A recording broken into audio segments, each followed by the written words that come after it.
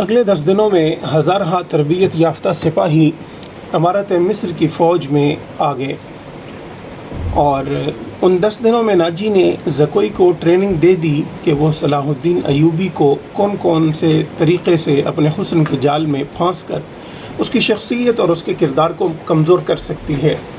ناجی کے ہمراز دوستوں نے زکوئی کو دیکھا تو انہوں نے بلا خوف تردید کہا کہ اس لڑکی کو مصر کے فرعون دیکھ لیتے تو خدائی کے دعوے سے دستبردار ہو جاتے۔ ناجی کا جاسوسی کا اپنا نظام تھا، بہت تیز اور دلیر۔ وہ معلوم کر چکا تھا کہ علی بن سفیان صلاح الدین ایوبی کا خصوصی مشیر ہے اور عرب کا مانا ہوا سراغ رساں ہے۔ اس نے علی کے پیچھے اپنے جاسوس چھوڑ دیے تھے اور اس نے علی کو قتل کرا دینے کا منصوبہ بھی بنا لیا تھا۔ زکوئی کو ناجی نے صلاح الدین ایوبی کو اپنے دام میں پھانسنے کے لیے تیار کیا تھا، لیکن وہ محسوس نہ کر سکا کہ مراکش کی رہنے والی یہ لڑکی اس کے اپنے اعصاب پر سوار ہو گئی ہے۔ وہ صرف شکل و صورت کی ہی دلکش نہیں تھی، اس کی باتوں میں ایسا جادو تھا کہ ناجی اسے پاس بٹھا کر اس کی باتیں ہی کرتا رہتا تھا۔ اس نے ان 2 ناچنے گانے والی لڑکیوں سے نگاہیں پھیر لی تھیں جو اس کی منظور نظر تھیں۔ 3-4 راتوں سے اس نے ان لڑکیوں کو اپنے کمرے میں نہیں بلایا تھا۔ ناجی سونے کے انڈے دینے والی مرغی تھی جو ان کے قبضے سے نکل کر زکوئی کی آغوش میں انڈے دینے لگی تھی۔ انہوں نے زکوئی کو راستے سے ہٹانے کی ترکیبیں سوچنی شروع کر دیں۔ وہ آخر اس نتیجے پر پہنچیں کہ اسے قتل کرا دیا جائے، مگر اسے قتل کرانا ممکن نظر نہیں آتا تھا، کیونکہ ناجی نے اسے جو کمرہ دے رکھا تھا اس پر 2 محافظوں کا پہرا رہتا تھا۔ اس کے علاوہ یہ دونوں لڑکیاں اس مکان سے بلا اجازت باہر نہیں جا سکتی تھیں جو ناجی نے انہیں دے رکھا تھا۔ انہوں نے حرم کی خادمہ عورتوں میں سے ایک کو اعتماد میں لینا شروع کر دیا۔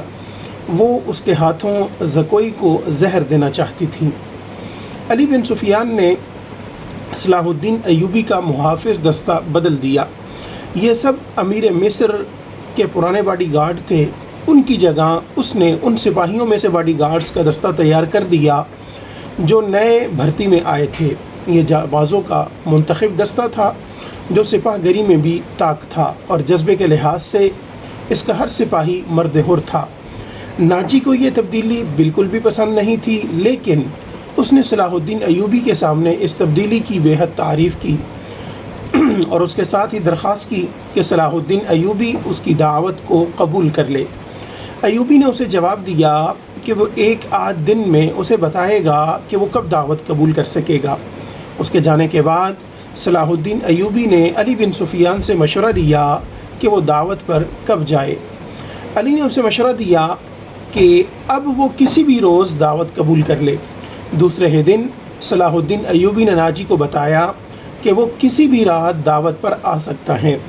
ناجی نے 3 روز بعد کی دعوت دی اور بتایا کہ یہ دعوت کم اور جشن زیادہ ہوگا، اور یہ جشن شہر سے دور صحرا میں مشالوں کی روشنی میں منایا جائے گا۔ ناچ گانے کا انتظام ہوگا، باڈی گارڈز کے گھوڑا سوار اپنے کرتب دکھائیں گے، شمشیر زنی اور بغیر ہتھیاروں کے لڑائی کے مقابلے ہوں گے، اور صلاح الدین ایوبی کو رات وہیں قیام کرایا جائے گا۔ رہائش کے لیے خیمے نصب ہوں گے۔ صلاح الدین ایوبی پروگرام کی تفصیل سنتا رہا۔ اس نے ناچ گانے پر بھی اعتراض نہ کیا۔ ناجی نے ڈرتے ہوئے جھجکتے ہوئے کہا، فوج کے بیشتر سپاہی جو مسلمان نہیں یا جو ابھی نیم مسلمان ہیں کبھی کبھی شراب پیتے ہیں۔ وہ شراب کے عادی نہیں ہیں، وہ اجازت چاہتے ہیں کہ جشن میں انہیں شراب پینے کی اجازت دی جائے۔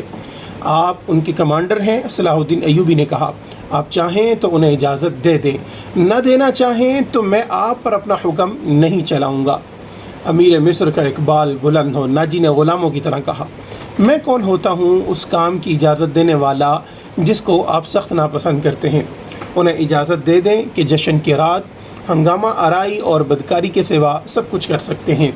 صلاح الدین ایوبی نے یہ کہا، اگر شراب پی کر کسی نے ہلہ گلہ کیا تو اسے سخت سزا دی جائے گی۔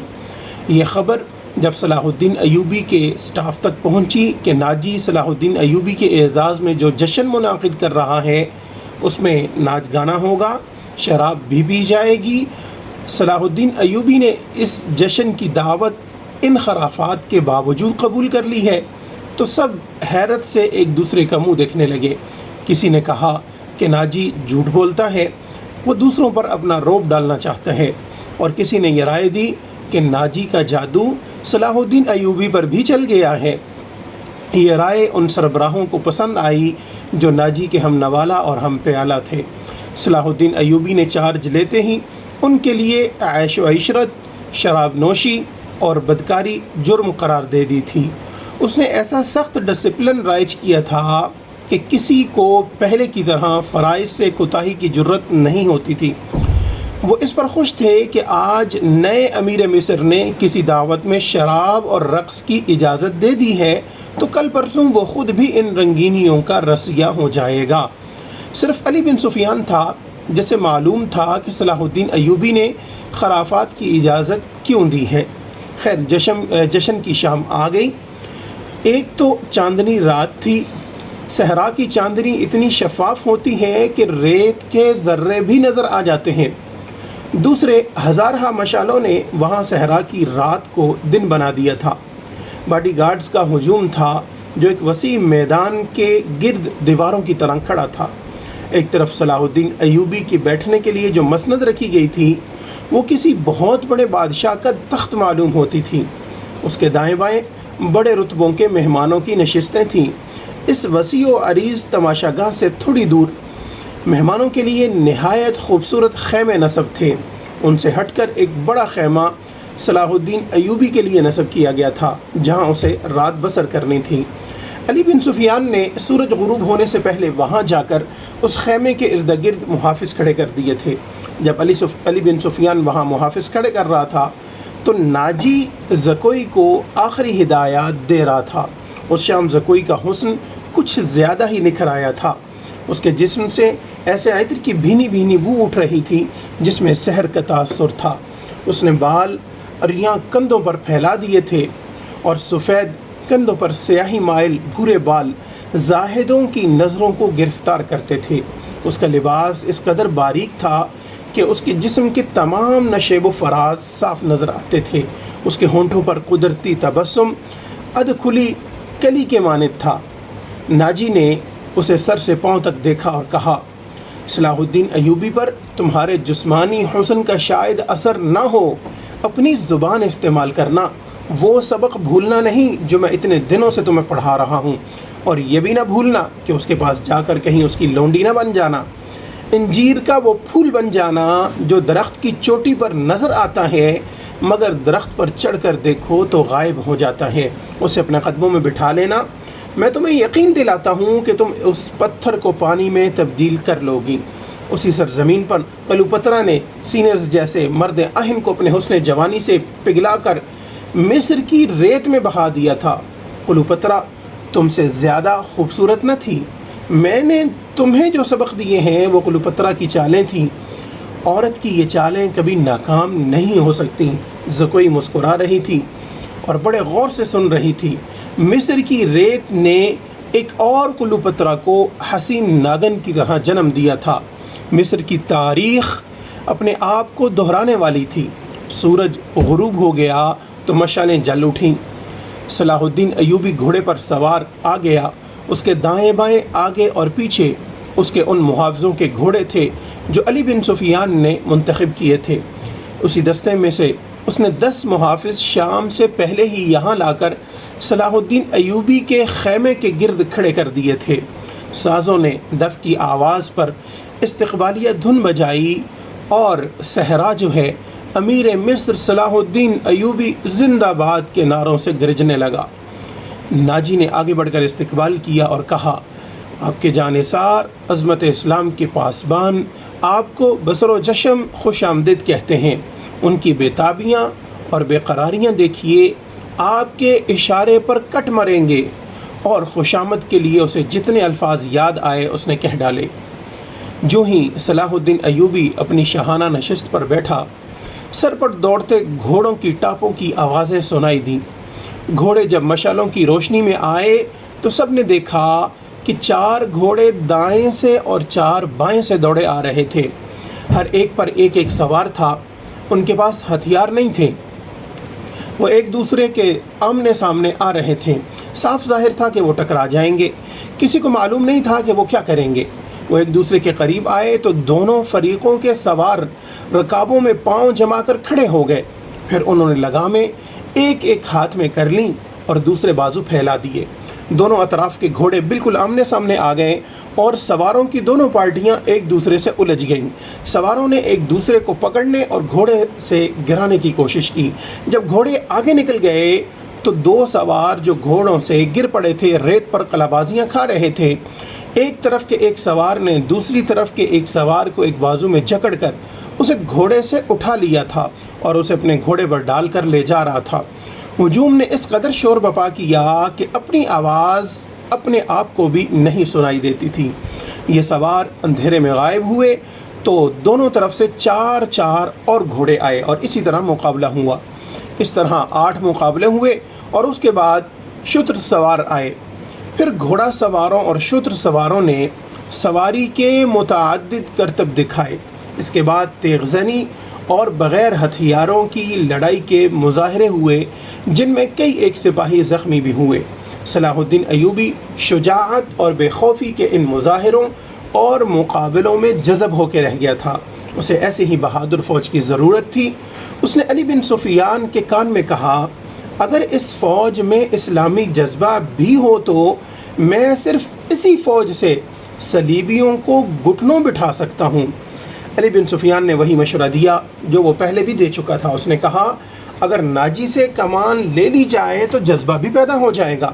مگر صلاح الدین ایوبی ناجی جیسے ذہین اور تجربہ کار سالار کو سبکدوش کرنے کے بجائے سدھار کر راہ حق پر لانا چاہتا تھا۔ وہ اس جشن میں اپنی آنکھوں یہی دیکھنے آیا تھا کہ یہ فوج کردار کے لحاظ سے کیسی ہے۔ اسے ناجی کی اس درخواست سے ہی مایوسی ہو گئی تھی کہ اس کے سپاہی اور کماندار شراب پینا چاہتے ہیں اور ناچ گانا بھی ہوگا۔ صلاح الدین ایوبی نے اس کی درخواست اس وجہ سے منظور کی تھی کہ وہ دیکھنا چاہتا تھا کہ یہ لشکر کس حد تک عیش و عشرت میں ڈوبا ہوا ہے۔ بہادری، شاہ سواری اور تیغ زنی وغیرہ کے مظاہروں اور مقابلوں میں تو یہ فوج عسکری اور جنگی معیار پر پوری اترتی تھی، مگر کھانے کا وقت آیا تو یہ فوج بدتمیزوں، بلانوشوں اور ہنگامہ پرور لوگوں کا بے قابو ہجوم بن گئی۔ کھانے کا انتظام وسیع و عریض میدان میں کیا گیا تھا۔ ایک طرف فوج کے کم و بیش 2000 آدمیوں کے لیے کھانا چنا گیا تھا اور ان سے ذرا دور صلاح الدین ایوبی اور دیگر بڑے مہمانوں کے کھانے کا انتظام تھا۔ سینکڑوں سالم دمبے اور بکرے، اونٹوں کی سالم رانیں اور ہزاروں مرغ روسٹ کیے گئے تھے۔ دیگر لوازمات کا کوئی شمار ہی نہ تھا اور سپاہیوں کے سامنے شراب کے چھوٹے چھوٹے مشکیزیں اور سراہیاں رکھ دی گئی تھیں۔ سپاہی کھانے اور شراب پر ٹوٹ پڑے، گٹاگٹ شراب چڑھانے لگے اور مارکا آرائی ہونے لگی۔ صلاح الدین ایوبی یہ منظر دیکھ رہا تھا اور خاموش بھی تھا۔ اس کے چہرے پر کوئی ایسا تاثر نہ تھا جو یہ ظاہر کرتا کہ وہ کیا سوچ رہا ہے۔ اس نے ناجی سے صرف اتنا پوچھا، 50,000 فوج میں سے آپ نے یہ سپاہی دعوت کے لیے منتخب کیے تھے، کیا یہ آپ کے بدترین سپاہی ہیں؟ نہیں امیر مصر، ناجی نے غلامانہ لہجے میں جواب دیا، یہ 2000 عسکری میرے بہترین آدمی ہیں۔ آپ نے ان کے مظاہرے دیکھے ہیں، ان کی بہادری دیکھی ہے۔ میدان جنگ میں یہ جس جاں بازی کا مظاہرہ کریں گے وہ آپ کو حیران کر دے گا۔ آپ ان کی بدتمیزی کو نہ دیکھیں، یہ آپ کے اشارے پر جانیں قربان کر دیں گے۔ میں انہیں کبھی کبھی کھلی چھٹی دے دیا کرتا ہوں تاکہ مرنے سے پہلے دنیا رنگ و بو سے پورا لطف اٹھا لیں۔ صلاح الدین ایوبی نے اس استدلال کے جواب میں کچھ بھی نہ کہا۔ ناجی جب دوسرے مہمانوں کی طرف متوجہ ہوا تو صلاح الدین ایوبی نے علی بن سفیان سے کہا، میں جو دیکھنا چاہتا تھا وہ دیکھ لیا ہے۔ یہ سوڈانی عسکری شراب اور ہنگامہ آرائی کے عادی ہیں۔ تم کہتے ہو کہ ان میں جذبہ نہیں، میں دیکھ رہا ہوں کہ ان میں کردار بھی نہیں ہے۔ اس فوج کو اگر تم میدان جنگ میں لے گئے تو یہ لڑنے کے بجائے اپنی جان بچانے کی فکر کرے گی اور مال غنیمت لوٹے گی اور مفتوح کی عورتوں کے ساتھ وحشیانہ سلوک کرے گی۔ اس کا علاج یہ ہے، علی بن سفیان نے کہا، کہ آپ نے مختلف خطوں سے جو فوج تیار کی ہے انہیں ناجی کے اس 50,000 سوڈانی لشکر میں مدغم کر دیا جائے۔ برے سپاہی اچھے سپاہیوں کے ساتھ مل جل کر اپنی عادتیں بدل دیا کرتے ہیں۔ صلاح الدین ایوبی مسکرایا اور علی سے کہا، تم یقیناً میرے دل کا راز جانتے ہو، میرا منصوبہ یہی ہے جو میں ابھی تمہیں نہیں بتانا چاہتا تھا، کسی سے اس کا ذکر نہ کرنا۔ علی بن سفیان میں یہی وصف تھا کہ دوسروں کے دلوں کے راز جان لیتا تھا اور غیر معمولی طور پر ذہین بھی تھا۔ وہ کچھ اور کہنے ہی لگا تھا کہ ان کے سامنے کئی اور مشعلیں روشن ہو گئیں۔ زمین پر بیش قیمت قالین بچھے ہوئے تھے۔ شہنائی اور سارنگ کا ایسا میٹھا اور پرسوز نغمہ ابھرا کہ مہمانوں پر سناٹا طاری ہو گیا۔ ایک طرف سے ناچنے والیوں کی قطار نمودار ہوئی۔ 20 لڑکیاں ایسے باریک اور نفیس لباس میں ملبوس چلی آ رہی تھیں کہ جس میں ان کے جسموں کا انگ انگ نظر آ رہا تھا۔ ہر ایک کا لباس نہایت باریک چوغا سا تھا جو شانوں سے ٹخنوں تک لمبا تھا۔ ان کے بال کھلے ہوئے تھے اور اسی ریشم کا حصہ نظر آتے تھے جس کا انہوں نے لباس پہن رکھا تھا۔ صحرا کی ہلکی ہلکی ہوا سے اور لڑکیوں کی چال سے یہ ڈھیلا ڈھالا لباس ہلتا تھا تو یوں لگتا تھا جیسے پھولدار پودوں کی ڈالیاں فضا میں تیرتی آ رہی ہوں۔ ہر ایک کے لباس کا رنگ جدا تھا، ہر ایک کی شکل و صورت ایک دوسرے سے مختلف تھی، لیکن حسن اور جسم کی لچک میں سب ایک جیسی تھی۔ ان کے مرمری بازو عریاں تھے، وہ چلتی آ رہی تھیں لیکن قدم اٹھتے نظر نہیں آتے تھے۔ وہ ہوا کی لہروں کی مانند آ رہی تھیں۔ وہ نیم دائرے میں ہو کر رک گئیں، صلاح الدین ایوبی کی طرف منہ کر کے تعظیم کے لیے جھکیں۔ سب کے بال سرک کر شانوں پر آ گئے۔ سازندوں نے ان ریشمی بالوں اور جسموں کے جادو میں طلسم پیدا کر دیا۔ 2 سیاہ فام دیو ہیکل حبشی جن کی کمر کے گرد چیتوں کی کھالیں تھیں، ایک بڑا سا ٹوکرا اٹھائے تیز قدم چلتے نظر آئے اور ٹوکرا لڑکیوں کے نیم دائرے کے سامنے رکھ دیا۔ ساز سپیروں کی بین کی دھن بجانے لگے۔ حبشی مست سانڈوں کی طرح پھنکارتے غائب ہو گئے۔ ٹوکرے میں سے ایک بہت بڑی کلی اوپر کو اٹھی اور پھول کی طرح کھل گئی۔ اس پھول میں سے ایک لڑکی کا چہرہ نمودار ہوا اور پھر وہ اوپر ہو کر اٹھنے لگی۔ یوں لگتا تھا جیسے سرخ بادلوں میں سے چاند نکل رہا ہو۔ یہ لڑکی اس دنیا کی معلوم نہیں ہوتی تھی، اس کی مسکراہٹ بھی عرضی نہیں تھی، اس کے بالوں کی چمک بھی مصر کی کسی لڑکی کی چمک نہیں لگتی تھی، اور جب لڑکی نے پھول کی چوڑی پتیوں میں سے باہر قدم رکھا تو اس کے جسم کی لچک نے تماشائیوں کو مسحور کر دیا۔ علی بن سفیان نے سلطان صلاح الدین ایوبی کی طرف دیکھا، اس کے ہونٹوں پر مسکراہٹ تھی۔ صلاح الدین ایوبی نے مسکرا کر اس کے کان میں کہا، مجھے توقع نہیں تھی کہ یہ اتنی خوبصورت ہوگی۔ ناجی نے صلاح الدین ایوبی کے پاس آ کر کہا، امیر مصر کا اقبال بلند ہو، اس لڑکی کا نام زکوئی ہے، اسے میں نے آپ کی خاطر سکندریہ سے بلایا ہے۔ یہ پیشہ ور رقاصہ نہیں ہے، یہ عصمت فروش بھی نہیں ہے، رقص سے اسے پیار ہے، شوقیہ ناچتی ہے، کسی محفل میں نہیں جاتی۔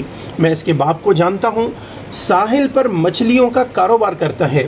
یہ لڑکی آپ کی عقیدت مند ہے، آپ کو پیغمبر مانتی ہے۔ میں اتفاق سے اس کے گھر اس کے باپ سے ملنے گیا تو اس لڑکی نے استدعا کی کہ سنا ہے صلاح الدین ایوبی امیر مصر بن کے آئے ہیں، خدا کے نام پر مجھے ان سے ملوا دو۔ میرے پاس اپنی جان اور رقص کے سوا کچھ بھی نہیں جو میں اس عظیم ہستی کے قدموں میں پیش کروں۔ قابل صد احترام امیر، میں نے آپ سے رقص و سرور کی اجازت اسی لیے مانگی تھی کہ اسے میں نے آپ کے حضور پیش کرنا تھا۔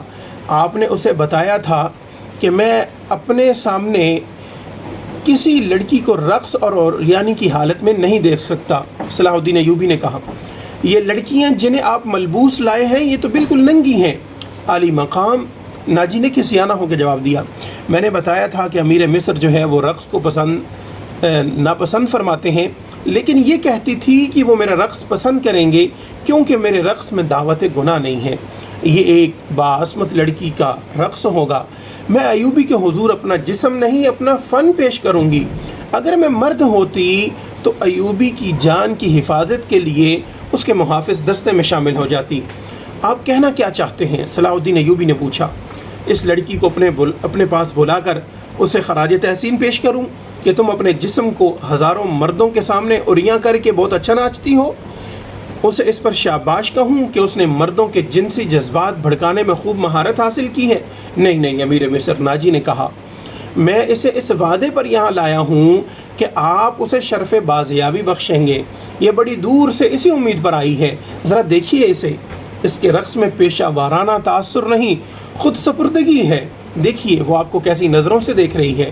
بے شک عبادت صرف اللہ کی جاتی ہے، لیکن یہ رقص کی اداؤں سے، عقیدت سے، مخمور نگاہوں سے آپ کی عبادت کر رہی ہے۔ آپ اسے اپنے خیمے میں آنے کی اجازت دے دیں، تھوڑی سی دیر کے لیے۔ اسے مستقبل کی وہ ماں سمجھیں کہ جس کی کھوک سے اسلام کی پاسبانی کے لیے جانباز جنم لیں گے۔ یہ اپنے بچوں کو بڑے فخر سے بتایا کرے گی کہ میں نے صلاح الدین ایوبی سے تنہائی میں باتیں کرنے کا شرف حاصل کیا تھا۔ ناجی نے نہایت پر اثر الفاظ اور جذباتی لب و لہجے میں صلاح الدین ایوبی سے منوا لیا کہ یہ لڑکی جسے اس نے ایک بردہ فروش سے خریدا تھا، شریف باپ کی باعصمت بیٹی ہے۔ اس نے صلاح الدین ایوبی سے کہلوا لیا کہ اچھا، اسے میرے پاس خیمے میں بھیج دینا۔ زکوئی نہایت آہستہ آہستہ جسم کو بل دیتی اور بار بار صلاح الدین ایوبی کی طرف دیکھ کر مسکراتی تھی۔ باقی لڑکیاں اس کے گرد تتنیوں کی طرح جیسے اڑ رہی ہوں۔ یہ اچھل کود والا رقص نہیں تھا۔ مشالوں کی روشنی میں کبھی تو یوں لگتا تھا جیسے ہلکے نیلے شفاف پانی میں جل پریاں تیر رہی ہوں۔ چاندنی کا اپنا ایک تاثر تھا۔ صلاح الدین ایوبی کے متعلق کوئی نہیں بتا سکتا تھا کہ وہ گمسم بیٹھا کیا سوچ رہا تھا۔ ناجی کے سپاہی جو شراب پی کر ہنگامہ بپا کر رہے تھے، وہ بھی جیسے مر گئے تھے۔ زمین اور آسمان پر گویا کہ وجد طاری تھا۔ ناجی اپنی کامیابی پر بے حد مسرور تھا اور رات گزرتی جا رہی تھی۔ نصف شب کے بعد صلاح الدین ایوبی اس خوشنما خیمے میں داخل ہوا جو ناجی نے اس کے لیے نصب کروایا تھا۔ اندر اس نے قالین بچھا دیے تھے۔ پلنگ پر چیتے کی کھال کی مانند پلنگ پوش تھا۔ فانوس جو رکھوایا تھا اس کی ہلکی نیلی روشنی صحرا کی شفاف چاندنی کی مانند تھی اور اندر کی فضا عطربیز تھی۔ خیمے کے اندر ریشمی پردے آویزاں تھے۔ ناجی صلاح الدین ایوبی کے ساتھ خیمے میں گیا اور پوچھا، اسے ذرا دیر کے لیے بھیج دوں؟ میں وعدہ خلافی سے بہت ڈرتا ہوں۔ بھیج دو، صلاح الدین ایوبی نے کہا، اور ناجی ہرن کی طرح چوکڑیاں بھرتا خیمے سے نکل گیا۔ تھوڑا ہی وقت گزرا ہوگا کہ صلاح الدین ایوبی کے محافظوں نے ایک رقاصہ کو اس کے خیمے کی طرف آتے دیکھا۔ خیمے کے ہر طرف مشالیں روشن تھیں۔ روشنی کا یہ انتظام علی بن سفیان نے کرایا تھا تاکہ رات کے وقت محافظ گرد و پیش کو اچھی طرح دیکھ سکیں۔ رقاصہ قریب آئی تو انہوں نے اسے پہچان لیا۔ انہوں نے اسے رقص میں دیکھا تھا۔ یہ وہی لڑکی تھی جو ٹوکرے میں سے نکلی تھی۔ وہ زکوئی تھی۔ وہ رقص کے لباس میں تھی۔ یہ لباس توبہ شکن تھا۔ اس میں وہ عریاں تھی۔ محافظوں کے کمانڈر نے اسے روک لیا۔ زکوئی نے اسے بتایا کہ اسے امیر مصر صلاح الدین ایوبی نے بلایا ہے۔ کمانڈر نے اسے بتایا کہ یہ ان امیروں میں سے نہیں جو تم جیسی فاحشہ لڑکیوں کے ساتھ راتیں گزارتے ہیں۔ آپ ان سے پوچھ لیں۔ زکوئی نے کہا، میں بن بلائے آنے کی جرت نہیں کر سکتی۔ ان کا بلاوا تمہیں کس طرح ملا تھا؟ کمانڈر نے پوچھا۔ سالار ناجی نے کہا ہے کہ تمہیں امیر مصر بلاتے ہیں۔ زکوئی نے کہا، آپ کہتے ہیں تو میں واپس چلی جاتی ہوں۔ امیر نے جواب طلبی کی تو خود بھگت لینا تم۔ کمانڈر تسلیم نہیں کر سکتا تھا کہ صلاح الدین ایوبی نے اپنی خوابگاہ میں ایک رقاصہ کو بلایا ہے۔ وہ ایوبی کے کردار سے واقف تھا، اس حکم سے بھی واقف تھا کہ ناچنے گانے والیوں سے تعلق رکھنے والے کو 100 درے لگائے جائیں گے۔ کمانڈر ششپنج میں پڑ گیا۔ سوچ کر اس نے جرت کی اور صلاح الدین ایوبی کے خیمے میں چلا گیا۔ ایوبی اندر ٹہل رہا تھا۔ کمانڈر نے ڈرتے ڈرتے کہا کہ باہر ایک رقاصہ کھڑی ہے، کہتی ہے کہ حضور نے اسے بلایا ہے۔ صلاح الدین ایوبی نے کہا کہ اسے اندر بھیج دو۔ کمانڈر باہر نکلا اور زکوئی کو اندر بھیج دیا۔ محافظوں کو توقع تھی کہ ان کا امیر اور سالار اعظم اس لڑکی کو باہر نکال دے گا۔ وہ سب اس کی گرجدار آواز سننے کے لیے تیار ہو گئے، مگر انہیں ایسی کوئی آواز سنائی نہ دی۔ رات گزرتی جا رہی تھی۔ اندر سے دھیمی دھیمی باتوں کی آوازیں سنائی دینے لگیں۔ محافظ دستے کا کمانڈر بے قراری کے عالم میں ادھر ادھر ٹہلنے لگا۔ ایک محافظ نے اسے کہا، کیا یہ حکم صرف ہمارے لیے ہے کہ کسی فاحشہ کے ساتھ تعلق رکھنا جرم ہے؟ ہاں، اس نے جواب دیا۔ حکم صرف ماتحتوں کے لیے ہوتا ہے اور قانون صرف رعایا کے لیے ہوتا ہے۔ امیر مصر کو درے نہیں لگائے جا سکتے۔ بادشاہوں کا کوئی کردار نہیں ہوتا، کمانڈر نے جل کر کہا۔ صلاح الدین ایوبی شراب بھی پیتا ہوگا۔ ہم پر جھوٹی پارسائی کا رعب جمایا جاتا ہے۔ ان کی نگاہوں میں صلاح الدین ایوبی کا جو بت تھا وہ ٹوٹ پھوٹ گیا۔ اس بت میں سے ایک عربی شہزادہ نکلا جو عیاش اور بدکار تھا، پارسائی کے پردے میں گناہ کا مرتکب ہو رہا تھا۔ دوسری جانب ناجی بہت خوش تھا۔ صلاح الدین ایوبی کی خوشنودی کے لیے اس نے شراب سونگھی بھی نہیں تھی۔ وہ اپنے خیمے میں بیٹھا مسرت سے جھوم رہا تھا۔ اس کے سامنے اس کا نائب سالار ادروش بیٹھا تھا۔ اس نے ناجی سے کہا، اسے گئے بہت وقت گزر گیا ہے، معلوم ہوتا ہے کہ ہمارا تیر صلاح الدین ایوبی کے دل میں اتر گیا ہے۔ میرا تیر خطا کب گیا تھا؟ ناجی نے کہکا لگا کر کہا، اگر یہ تیر خطا جاتا تو فوراً یہیں لوٹ کے ہمارے پاس آ جاتا۔ تم ٹھیک کہتے تھے، ادروش نے کہا۔ زکوئی انسان کے روپ میں طلسم ہے، معلوم ہوتا ہے یہ لڑکی خشیشین کے ساتھ رہی ہے، ورنہ صلاح الدین ایوبی جیسا بت کبھی نہ توڑ سکتی۔ میں نے اسے جو سبق دیے تھے وہ خشیشین کے کبھی وہم و گمان میں بھی نہ آئے ہوں گے، ناجی نے کہا۔ اب صلاح الدین ایوبی کے حلق سے شراب اتارنی رہ گئی ہے۔ ناجی کو باہر قدموں کی آہٹ سنائی دی۔ وہ دوڑ کر باہر گیا۔ وہ زکوئی نہیں تھی، کوئی سپاہی جا رہا تھا۔ ناجی نے دور سے صلاح الدین ایوبی کے خیمے کی طرف دیکھا۔ پردے گرے ہوئے تھے اور باہر محافظ کھڑے تھے۔ اس نے اندر جا کر ادروش سے کہا، اب میں یقین کے ساتھ کہہ سکتا ہوں کہ میری زکوئی نے بت توڑ ڈالا ہے۔